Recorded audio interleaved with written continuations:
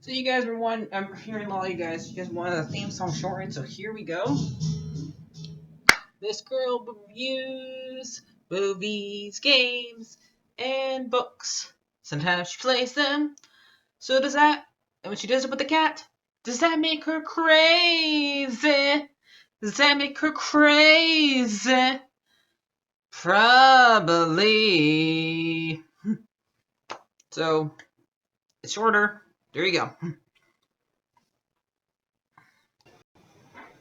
Crazycatlady or Martha Butler does not own any trailers or pictures. I use them under fair use, educational, for education and entertainment.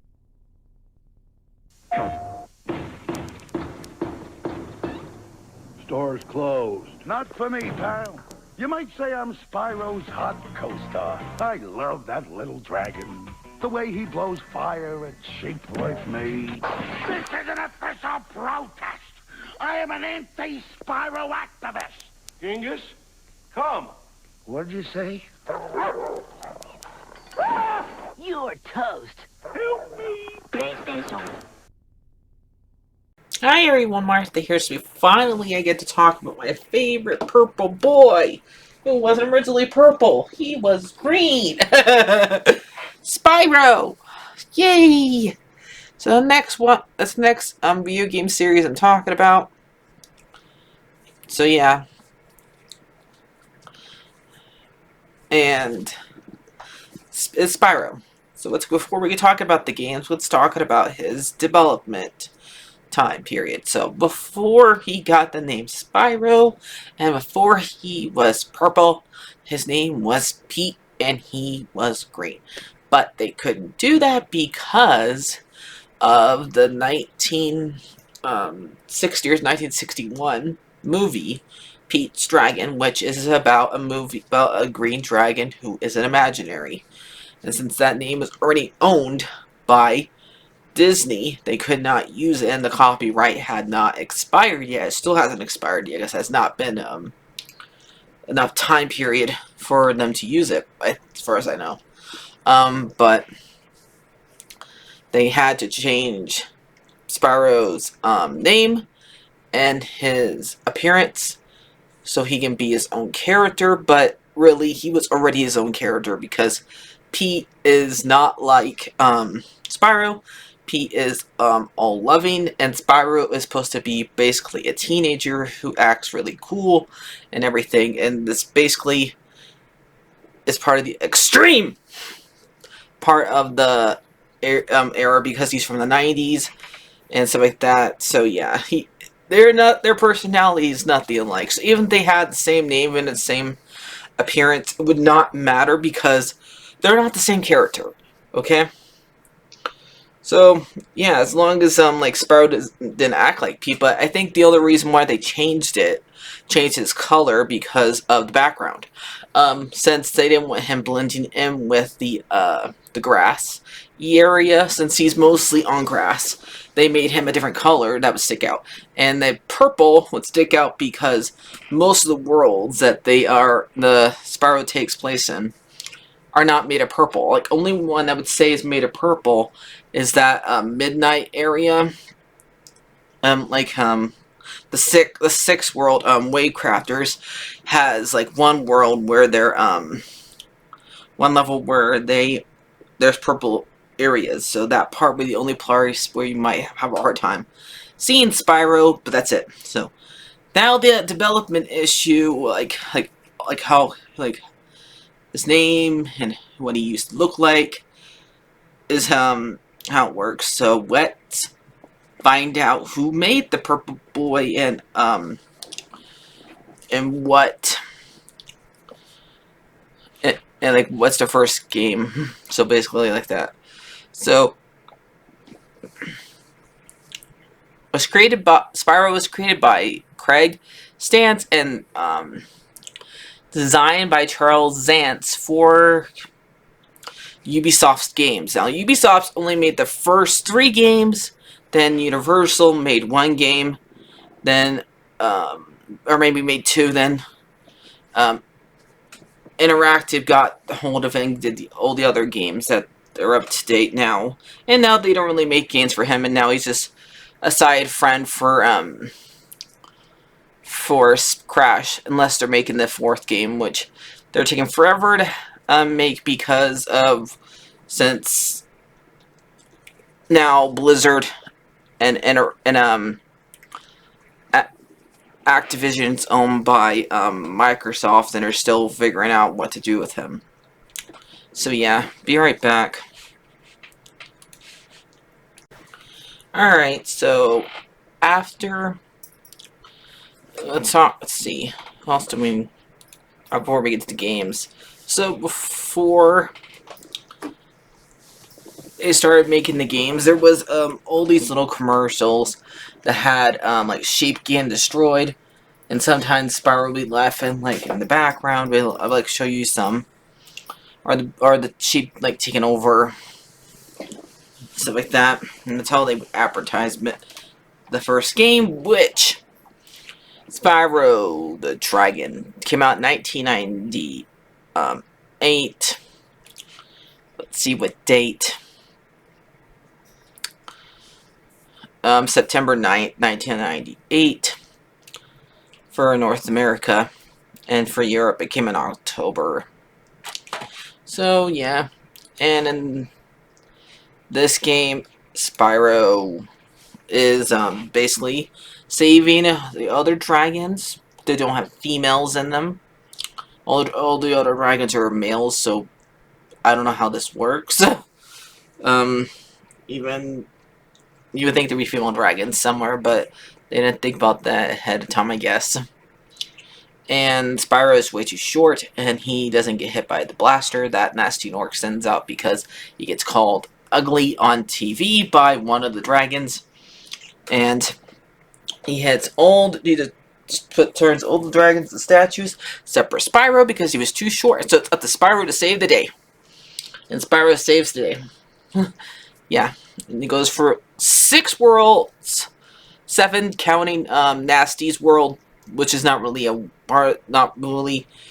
the part of the dragon community, because there's not really dragons there. And some of them did try to go after Nasty by themselves and got turned into statues again, because the last dragons that you see in Nasty's world are the same ones as Frozen again, because they try to go after Nasty again.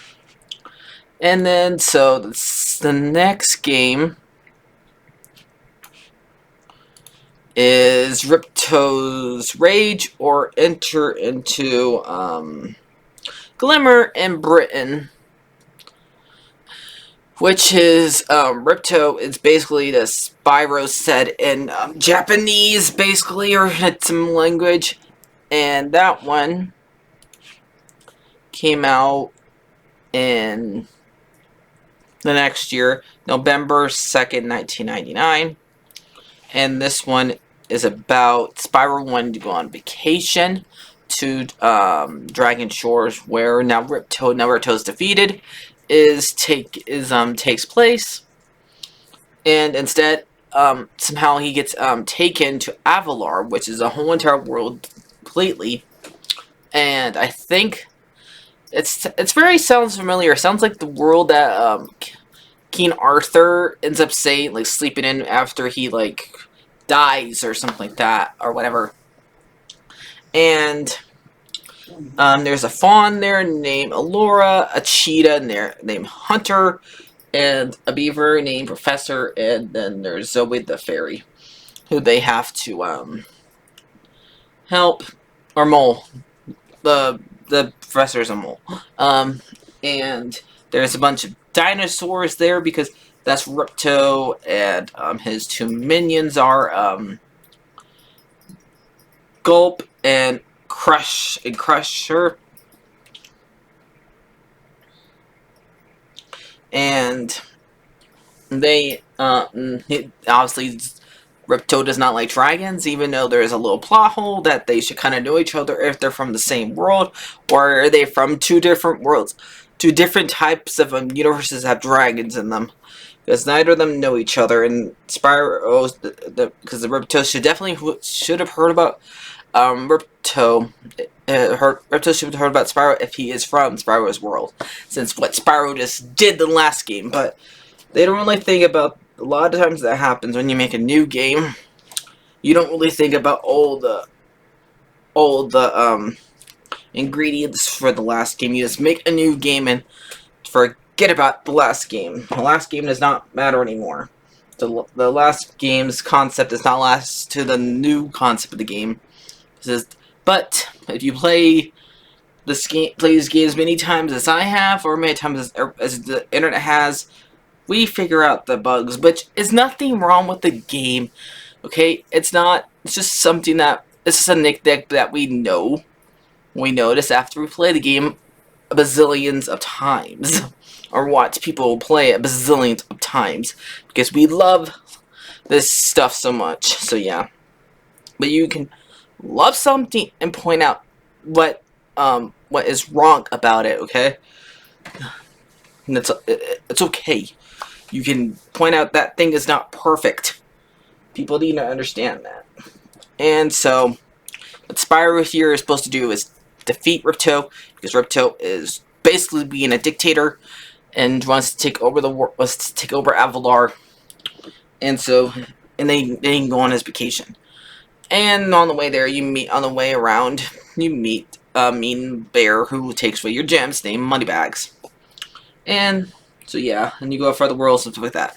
And that's how that one works. And I think this one is technically my favorite one, because there's more stuff to do in this one than the first one. Because the second one you just go through and beat the game. There's like nothing else to collect except for the dragons and the gems.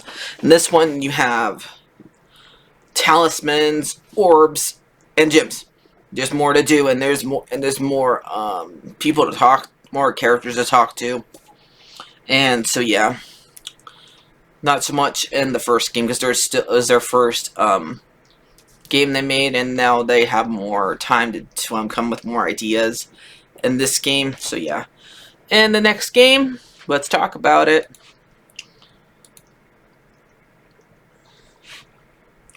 Which is Year of the Dragon. Because this game came out the Year of the Dragon. No, wait, wrong one. Nope, not that one yet. We're not there yet. Okay.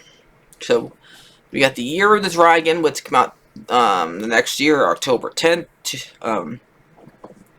2000 in Europe. It came out in November, and this one does not have any other name anywhere else. And in this one, Spyro, everybody and Hunter, because I guess Hunter lives in the Dragon Realm now, and are sleeping because they just had the party where all the dragons were born, all the baby dragons were born, and also the fact that Spyro should have had all their baby dragons around him, but he didn't, because they weren't thinking about that. But because it happens every single 12 years, because that's how long it takes for a dragon egg to hatch. And there's even like a riddle about the game in one of the levels where they ask you how if a dragon lay eggs every 12 years, how long does it take for a dragon to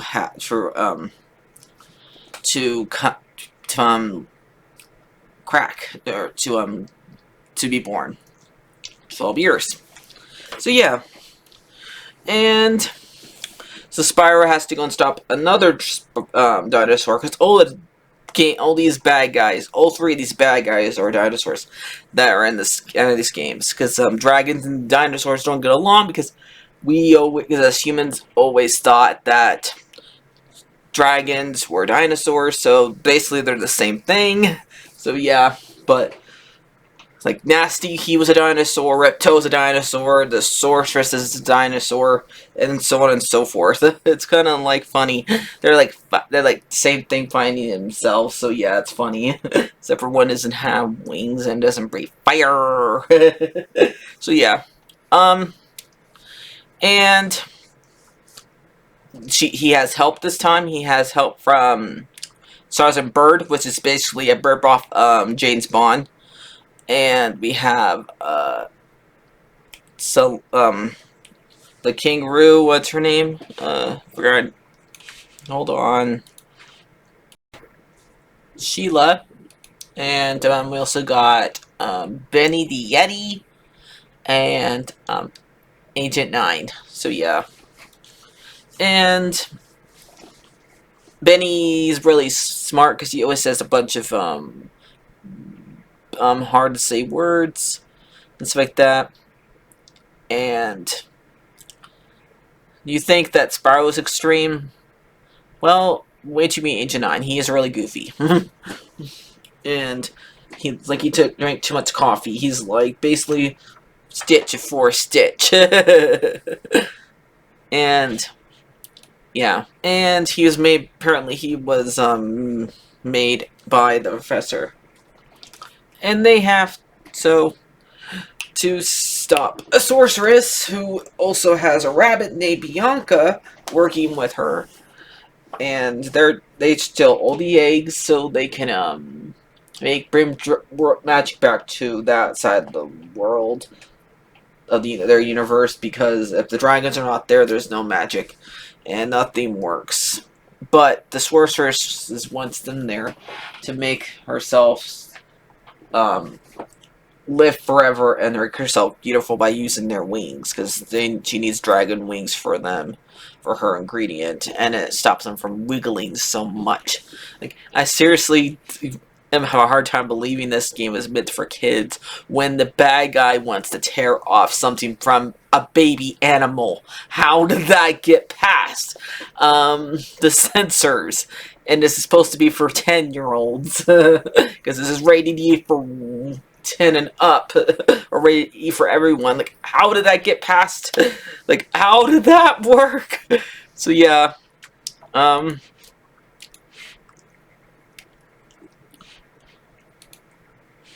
the next one is time for Spyro's Dark Age. Are you ready for Spyro's Dark Age? I'm ready for Spyro's Dark Age. Not really, though.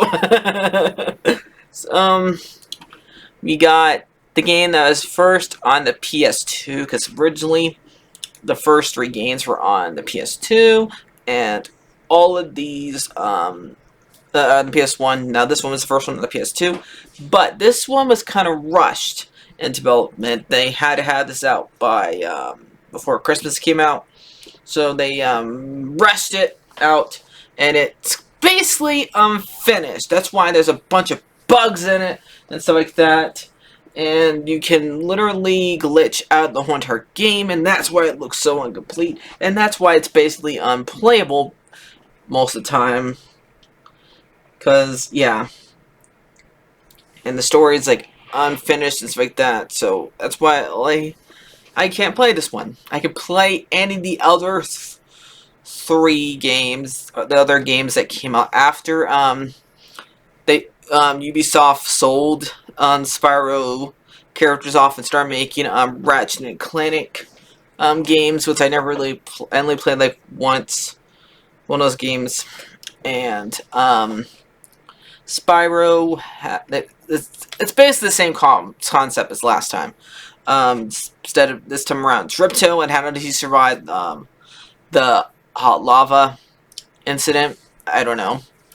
And he takes all the dragonflies, so the dragonflies just basically is helpless from the new baby dragons. So yeah, and Spyro has to go and save all the baby dragons. And so this one came out November 5th, 2002. And yeah, this one only has like 1 world. And then, like I said, it's not basically finished because there's Russian development, which is sad. And so this game is sent off to die, because if you send a game unfinished. I mean, I did like Security Bleach, but that one has a lot of bugs too. But I think that you should make sure at least the game's actually playable before you send it out. But I know that eventually you have to send it out. You have to send the game out for people with the audience who want to play it lose interest. Yeah. So that's basically what happens. But these are kids; like they're gonna lose interest. You see they see a game, they buy. I'm not gonna call it this basically. I don't know. When I was a kid, I liked this game, but now that I'm older, I did not. I don't care because I don't like the fact that there is so buggy. Because I understand games now better. Games, kids probably would not. Kids probably just think it's cool. It's glitching out. um. So let's talk about the next game that comes out, which went. I'm pretty sure this one was the finished, and this is called A Hero's Tale, and this one takes place after everything, and the characters look somewhat different, and different voice actors. We'll do the voice actors later. Like definitely not Tom Kenny, and this one they have to stop an evil dragon named Red from being a dictator, and somehow Nasty Nork gets brought back. And yeah. So, and he has help from Sergeant Bird, Hunter, Sparks, and the professor's nephew. Yeah, so yeah, I forgot. Let me see, what's this character's name? He's only used in this one game. Nope, I spelled it wrong. Blake, okay. Okay, so that one. Now on to the next game, which is a series of games, because we have Spyro, Legend, which is supposed to be like a role-playing game on the DES. They came out in 2005. Never played it, so I don't know what that one is. The next ones I played was the Spyro Legend games, where we had Elijah Wood play Spyro. And every time they had a new game, a different person played Sparks. Because I guess they didn't want to stay. So every time you played a new game, Sparks sounded different. I just think it better when Sparks is going zip zip zip zip. It's basically whoever actor is playing them. It's either David Spade, Billy West, or whoever's playing the third one, which I never played. I played this one and the one after that, but didn't play the third one. Because it was basically no longer Spyro. Because this one was more... Spyro was supposed to be like a cute game that is go off killing cute characters. This one is more like an action game. It's just it's just no longer Spyro's kind of game. It's just like way too serious of a game. It's just longer lost its concept. So yeah, I mean it's fine. It's basically this Lord of the Rings, but it's Spyro. But which is fine. It's just not the Spyro that I know. October 10th, 2006 is when this came out. And this one was made by, I think, this is still Universal. Let me see. It doesn't say, but I think this is still Universal made this one. Because I don't, Interactive didn't own this one yet. So yeah. Let's do the next one, and that is the Internal Darkness, which was a game that's really hard. Did not like it at all. That's why it probably turned me off from the last one. I did not have a hard time. I had a hard time beating this one and stuff like that.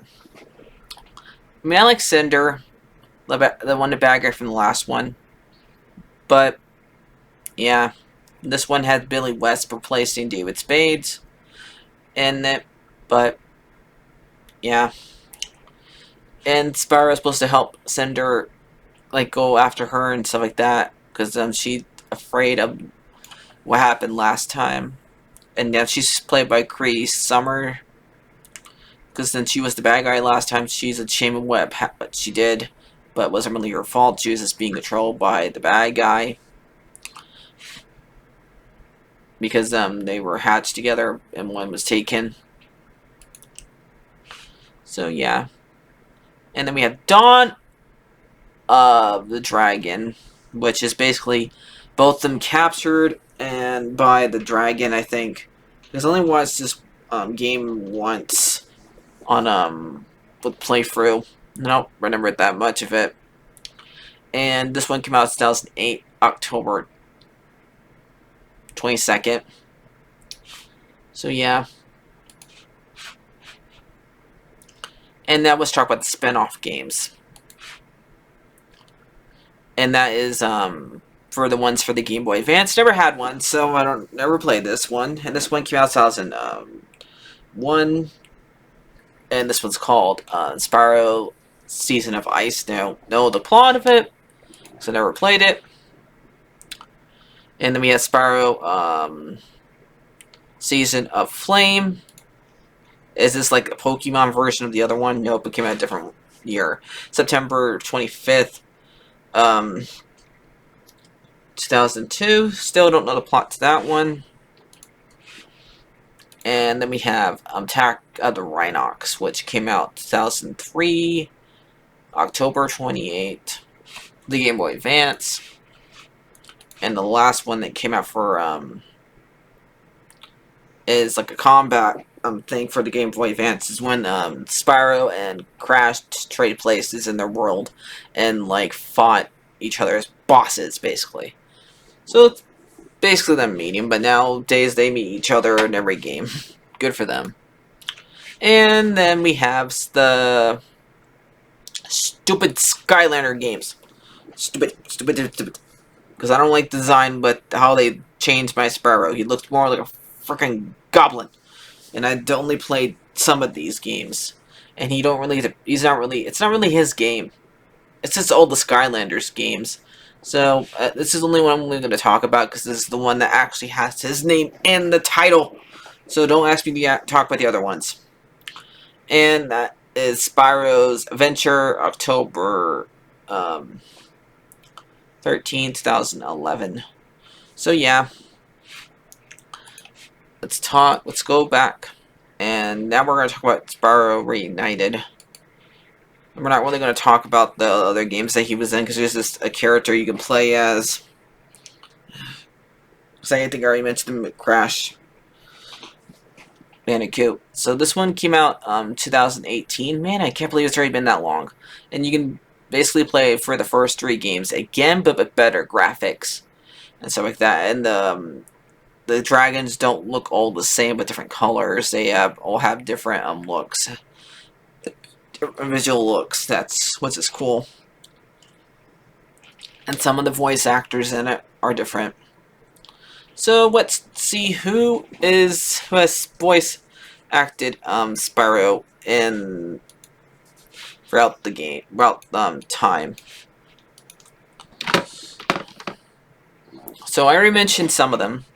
We got Tom Kenny, who voiced him during the second game up into Spyro Enter the Dragon, and then he also voiced him in the Reunited series. Then we have Elijah Wood, who did in Spyro Legends.